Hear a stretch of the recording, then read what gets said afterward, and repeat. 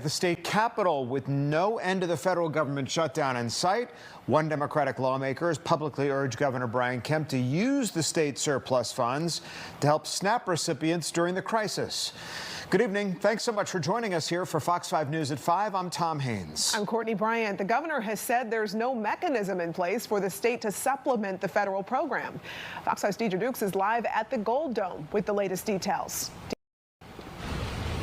And Democratic lawmakers held a news conference here at the state capitol this morning. And at that time, we also heard from a local mom who is a SNAP recipient. Now, she says that a lot of Georgia families depend on those SNAP benefits, that they're already struggling to make ends meet. And she is also urging Governor Kemp to take action. Single mother trying to get a job, and it's been very, very hard. The Supplemental Nutrition Assistance Program has helped Rachel Kent's family make ends meet while she looks for work. The biggest misconception is that people on food stamps are fat and lazy and don't try. They don't realize you have to, when you make an application, you have to show you're working or attempting to work, like I do. With SNAP benefits set to stop November 1st due to the ongoing federal government shutdown, Kent joined Democratic Senator Nabila Islam Parks and Democratic gubernatorial candidate Jason Estevez at the state capitol Wednesday. In just a matter of days, nearly 1.4 million Georgians, including over 640,000 children, could lose access to the food they depend on through SNAP. This is not some distant policy debate.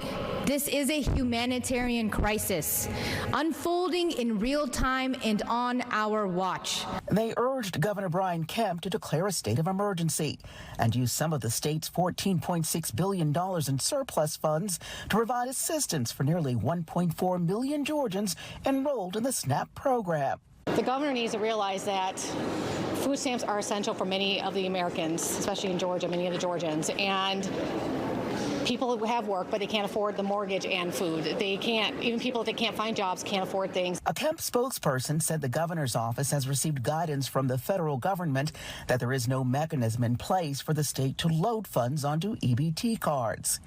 As the standoff drags on Capitol Hill, Kent says the American people are the ones suffering. I think both sides are the problem.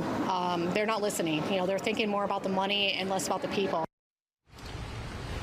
Now, State Senate Majority Leader Jason Anavitarte issued a written statement this afternoon in response, and he placed the blame solely on Senate Democrats, saying in part the expiration of SNAP benefits at the end of this month is just the latest in a long line of repercussions caused by Chuck Schumer and Senate Democrats in Washington and their unwillingness to fund the federal government. That's the latest here at the state capitol. Deidre Dukes, Fox 5 News. It's an issue that's sure to affect a lot of people, including here in our state. Deidre, thanks. Just today,